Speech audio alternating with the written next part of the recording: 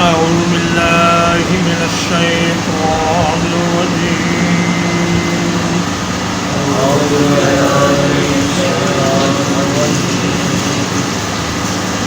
فسوف تعلمون من يأتيه عذاب يخزيه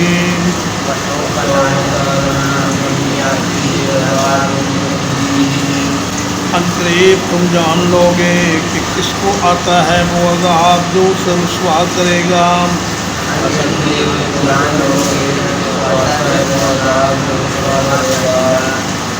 وَيَحِلُّ عَلَيْهِ عَذَابٌ مُّقِيمٌ. اور کون ہے جس پر نازل ہوتا ہے ہمیشہ رہنے والا عذاب.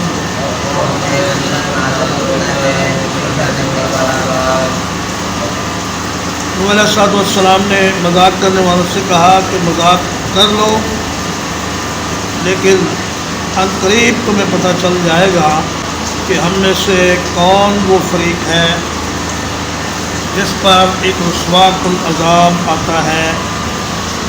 اور عذاب مقیم کا مطلب آخرت کا عذاب جو کہ ہمیشہ رہنے والا ہے. عام طور سے جو قومیں دنیا میں عذاب سے تباہ ہوتی ہیں ان کے نصیب میں آخرت میں بھی عذاب ہے جو ہمیشہ رہے گا اور دائمی عذاب ہے.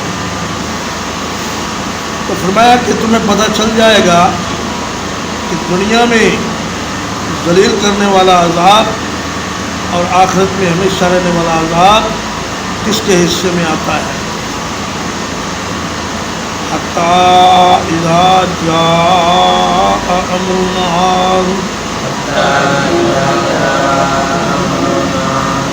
یہاں تک کہ جب آ گیا حکم ہمارا. وفارت النور،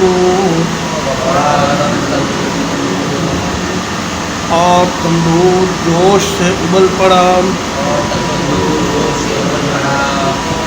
قُلْ نَحْمِلُ فِيهَا مِنْ كُلٍّ زَوْجَيْنِ،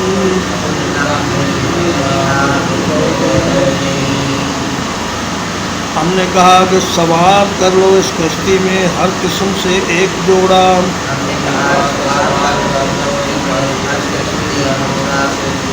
اثنین، دو عدد. وَأَهْلَكَ، اور اپنے گھر والوں کو بھی بچھا لو. إِلَّا مَنْ سَبَقَ عَلَيْهِ الْقَوْلُ،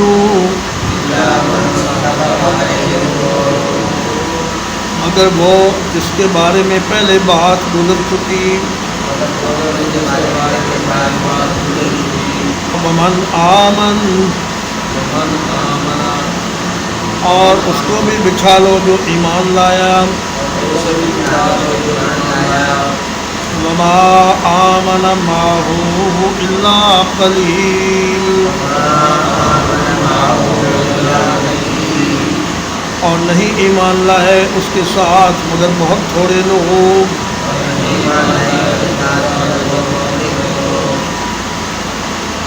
فرمایا جب اللہ کا حکم آ پہنچا، اللہ نے یہ نشانی بتا رکھی تھی نوح علیہ السلام کو کہ تمہارے گھر میں جو تندور ہے جب اس میں سے پانی جوش کے ساتھ نکلنا شروع ہو جائے تو تم سمجھ لینا کہ اللہ کا عذاب آ چکا ہے، اور اس وقت تم خود بھی اور اپنے ساتھیوں کو بھی لے کر کشتی میں بیٹھ جانا. فارا یفورو، فوراً کا معنی ہوتا ہے جوش کے ساتھ پانی کا ابلنا. فوارہ بھی اسی میں سے ہے کیونکہ فوارے سے بھی زور سے پانی نکلتا ہے. تو تندور سے اللہ پاک نے پانی کا چشمہ جاری کر دیا اور نوح علیہ السلام سمجھ گئے کہ اب اللہ کا عذاب آ گیا ہے. اور پھر ایسا ہوا کہ آسمان سے بھی پانی کی نہریں چل گئی اور زمین سے بھی جا بجا چشمے نکلنے شروع ہو گئے. اس کا ذکر اللہ تعالیٰ نے سورۃ القمر میں بیان فرمایا ہے. فرمایا کہ ففتحنا ابواب السماء بماء منہمر وفجرنا الارض عیونا فالتقى الماء على امر قد قدر. کہ اللہ نے آسمان کے دروازے کھول دیے، اس سے پانی کی نہریں جاری ہو گئی، اور زمین کو اللہ نے چشمے بنا دیا، اس میں سے بھی پانی ہر جگہ سے نکلنے لگا، اور پھر اوپر کا اور نیچے کا پانی مل گیا. فالتقى الماء، اور اوپر کا اور نیچے کا پانی مل گیا، علی امر قد قدر، تاکہ وہ حکم پورا ہو جائے جس کا پہلے فیصلہ ہو چکا تھا. تو فرمایا کہ سارے جانوروں کو بٹھانے کی ضرورت نہیں، جن جانوروں کی نسل اللہ نے باقی رکھنی تھی ان کا ایک ایک جوڑا فرمایا اپنی کشتی میں بٹھا لو. تو احمل فیہا سے معلوم ہوتا ہے، عام طور سے عرب کہتے ہیں احمل علیہا، کہ فلان سواری کے اوپر چیز کو لاد دو یا سواری کے اوپر بیٹھ جاؤ. لیکن یہاں فرمایا کہ احمل فیہا، اس کشتی کے اندر سوار کر لو. تو معلوم ہوتا ہے کہ وہ کشتی صرف تختوں والی کشتی نہیں تھی، بلکہ اس میں کئی کمرے بنے ہوئے تھے، اور ان میں بڑی آرام دہ بیٹھنے کی جگہیں تھیں اور لیٹنے کی بھی جگہ تھی، اور اس کی کئی منزلیں تھیں، اور اس کا بننا بھی معجزاتی طور پر تھا، اور اس کی مضبوطی بھی بڑی معجزاتی طور پر اتنی تھی کہ اتنا سارا بوجھ لے کر بڑی بڑی موجوں کا وہ مقابلہ کرتی ہوئی اس طوفان میں چلتی رہی. اور فرمایا وَأَهْلَكَ، اپنے گھر والوں کو بٹھا لو، إِلَّا مَنْ سَبَقَ عَلَيْهِ الْقَوْلُ، لیکن ان کو نہ بٹھاؤ جن کے بارے میں پہلے فیصلہ ہو چکا ہے. ان میں حضرت نوح علیہ السلام کا چھوٹا بیٹا یام، جس کا لقب کنعان تھا، اور حضرت نوح علیہ السلام کی بیوی جس کا ذکر سورۃ التحریم میں ہے، اس کا نام وائلہ بتایا گیا، وائلہ. تو کہا کہ ان کو نہ بٹھانا، ان کو ہم نے غرق کرنا ہے کافروں کے ساتھ، اور باقیوں کو بٹھا. نوح علیہ السلام کے 3 بیٹے تھے، ایک سام، ایک حام اور ایک یافس، اور ان تینوں کی بیویاں بھی مسلمان تھیں، اور ان کو ملا کر اور تیسرے مسلمانوں کو ملا کر ان کی تعداد 72 یا 80 بنی، جو نوح علیہ السلام نے اپنے ساتھ بٹھا لی. یہ نوح علیہ السلام کا اصلی وطن عراق تھا، اور عراق ہی میں پھر سام اور اس کی اولاد آگے بڑھی، اور قوم ابراہیم، قوم سمود اور قوم ہود، یہ سارے کے سارے سامی النسل تھے، اور باقی جو ان کے بیٹے تھے وہ بھی دیگر علاقوں میں جا کر آباد ہوئے، اور ان کی نسل بھی آگے بڑھی. لیکن سام کی نسل سے زیادہ نسل انسانی پھر چلی، اور فرمایا کہ تھوڑے سے لوگ آپ کے ساتھ مسلمان ہوئے، اگرچہ ان کی تعداد قرآن و حدیث میں تو کہیں نہیں بتائی گئی، لیکن حضرت عبداللہ ابن عباس کا ایک قول ہے کہ وہ 72 تھے یا 80 تھے. وقال اركبوا فيها، اور نوح علیہ السلام نے کہا کہ اس میں سوار ہو جاؤ. بسم اللہ مجریہا و مرساہا، اللہ کے نام کے ساتھ ہے چلنا اس کا اور ٹھہرنا اس کا.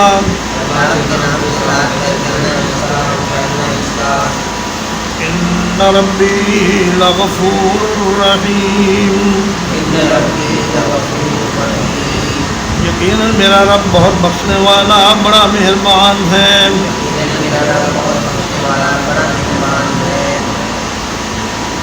فرمایا کہ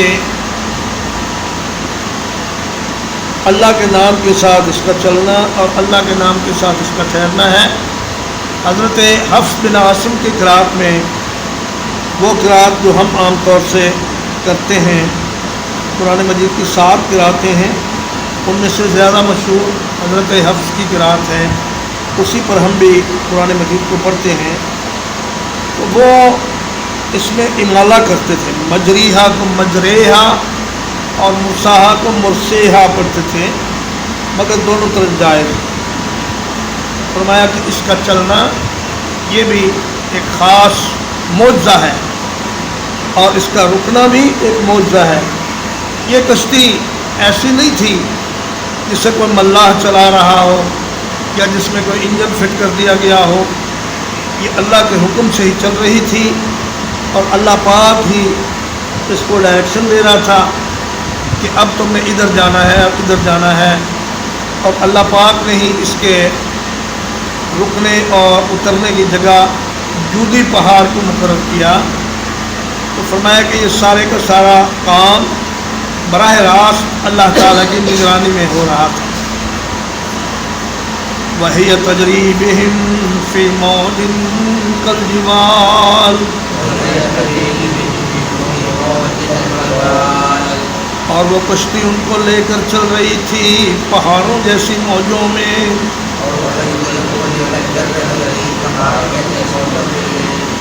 وَنَادَى نُوحٌ ابْنَهُ، اور نوح علیہ السلام نے اپنے بیٹے کو پکارا۔ وَكَانَ فِي مَعْزِلٍ، اور وہ ایک علیحدہ جگہ میں تھا۔ یا بنی ارکب معنا، اے میرے پیارے بیٹے ہمارے ساتھ سوار ہو جا۔ وَلَا تَكُن مَّعَ الْكَافِرِينَ، اور کافروں کے ساتھ شامل نہ ہو۔ فرمایا پہاڑوں جیسی لہریں، ان میں یہ کشتی سلامتی کے ساتھ اللہ تعالیٰ کے حکم سے چلتی رہی، اور نوح علیہ السلام نے اپنے بیٹے یام کو، جس کا لقب کنعان تھا، اس کو آواز دی کہ اے بیٹا ایمان لے آؤ اور ہمارے ساتھ شامل ہو جاؤ۔ یہ دعوت اصل میں ایمان کی دعوت تھی، کیونکہ کشتی میں سوائے ایماندار کے کسی کو بٹھانے کا حکم نہیں تھا۔ تو نوح علیہ السلام نے فرمایا ایمان لے آؤ اور کفار کا ساتھ چھوڑ دو اور ہمارے ساتھ آ جاؤ، مگر اس کی مجلس خراب لوگوں میں اس کا اٹھنا بیٹھنا تھا، کفار کے ساتھ وہ زیادہ بیٹھتا، انہی کی مجالس میں زیادہ تر رہتا، اس لیے وہ ایمان سے محروم ہو گیا اور بری مجلس کا اس پر اثر ہو گیا۔ تو اس نے نوح علیہ السلام کو کیا جواب دیا؟ قال سآوی الی جبل،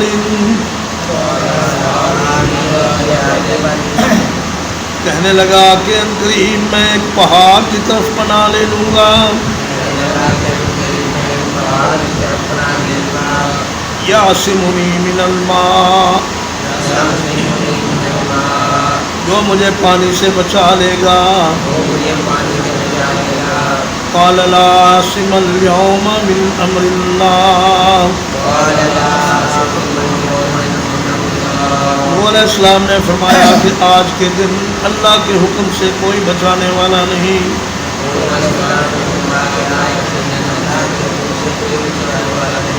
الا من رحم، مگر وہ جس پر رحم کرے۔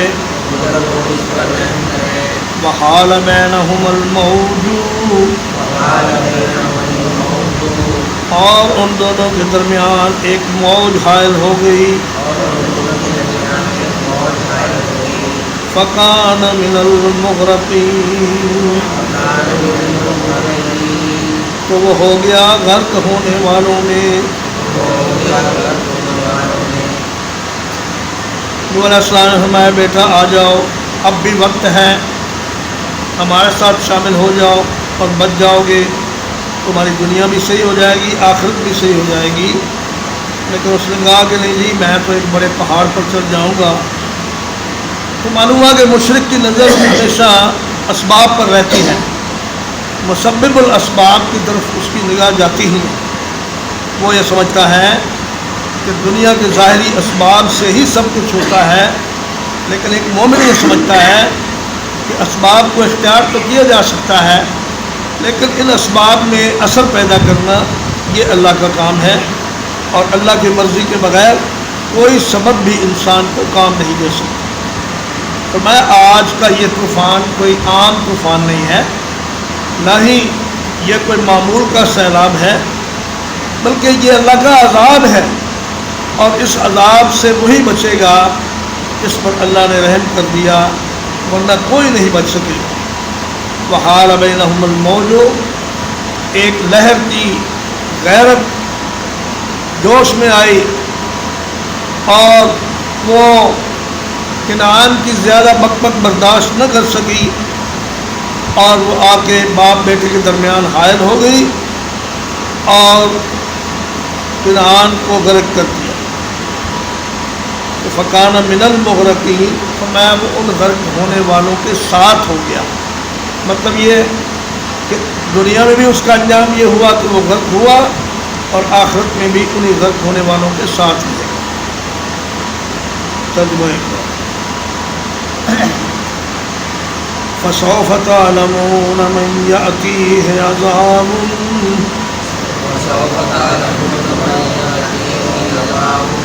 پس ان قریب تم جان لوگے کہ کس کو آتا ہے وہ عذاب، یخزی ہے جو اسے رسوا کرے گا، ویحل علیہ عذاب مقیم،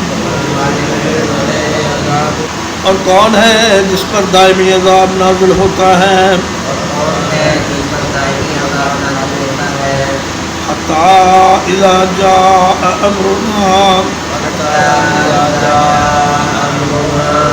یہاں تک کہ جب ہمارا حکم آ پہنچا، وفارت تنور، اور تندور ابل پڑا، قلنا احمل فیہا،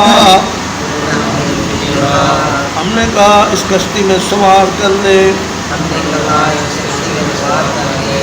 من کل زوجین اثنین، ہر قسم کا ایک جوڑا دو عدد، وَأَهْلَكَ، اور اپنے گھر والوں کو، إِلَّا مَنْ سَبَقَ عَلَيْهِ الْقَوْلُ، مگر وہ جس کے بارے میں پہلے بات ہو چکی، وَمَنْ آمَنَ، اور جو ایمان والے ہیں ان کو بھی بٹھا لے، وَمَا آمَنَ مَعَهُ إِلَّا قَلِيلٌ، اور ان کے ساتھ ایمان نہیں لائے مگر بہت تھوڑے لوگ، وَقَالَ ارْكَبُوا فِيهَا، نوح علیہ السلام نے کہا اس میں سوار ہو جاؤ، بسم اللہ مجریہا ومرساہا، اللہ کے نام سے ہے اس کا چلنا اور اس کا ٹھہرنا،